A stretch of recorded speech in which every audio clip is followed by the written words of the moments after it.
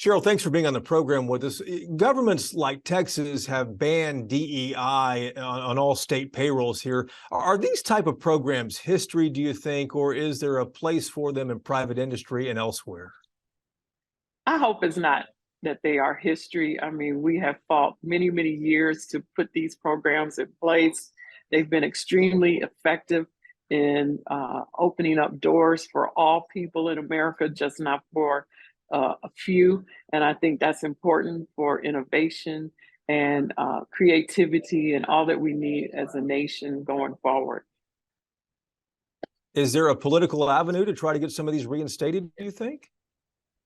Well, yeah, I think that we will have to generate a political avenue, get these programs reinstated.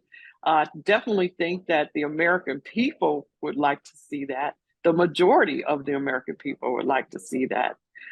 So as anything else that we've had to fight for in this country, yet again, we'll do that again. We'll fight for the freedom for all people to participate at all levels in American society. Considering what we're watching, I'm curious what you think this apparent backlash to hiring based on race is going to mean to minority and women-owned business enterprises. Well, I think that's the next step. First is the colleges and universities as far as, the number of students or slots that have been allotted for people of color.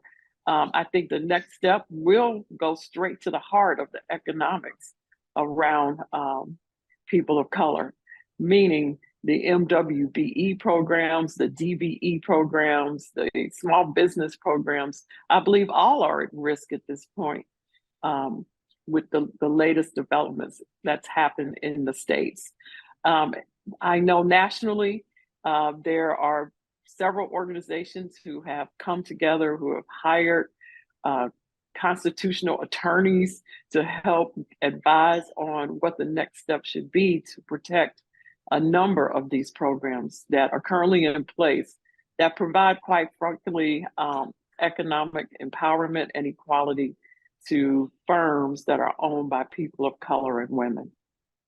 You say at risk there. Do you think that legislatures across the U.S. may go after and try to abolish these hiring practices of giving priority to MWBE, minority and women business-owned companies? I think in some states that's at risk. Absolutely. Yes. I mean, there's some states that do not have minority women-owned business programs. So definitely, I think it's at risk. I know the National Association of Minority Contractors, that is the number one item on our agenda that we discuss. Lately, or just in the past few years, or what? In the last year or so. Just that concern that it may be at risk. Yes, absolutely. Wow. There'll be people watching this, Cheryl, who say that, listen, DEI programs, affirmative action, all this is just reverse discrimination. How do you respond to those folks? Well, I respond by looking at the statistics. There's $69 trillion worth of venture capital in the United States, and less than 2% go to firms of color. But yet, the United States population in terms of color is much greater than that. So if there was reverse discrimination, then those numbers, as far as venture capitalist numbers, would not be skewed as much as they are. Clearly, they're guided towards firms that are white and usually owned by white males. How about separate from venture capital, though? Because, the abolishment of these DEI programs affects right now state payrolls, universities, et cetera, though. Is there an argument that could be made that this is reverse discrimination in some other way?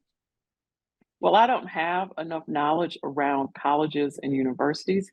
I can talk about MWBE, which is minority women-owned business companies, and the percentage of the business that those companies get in various states, even progressive states like New York City, New York State, does not equal their population in those states and in those cities.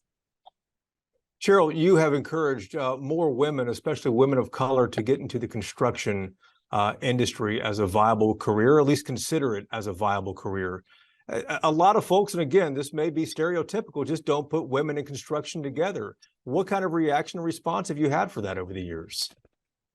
Well, I think people look at construction as construction boots, bricks and mortar, out mixing concrete and, putting up steel beams. But construction is much more sophisticated. There is a whole consulting service side to the business.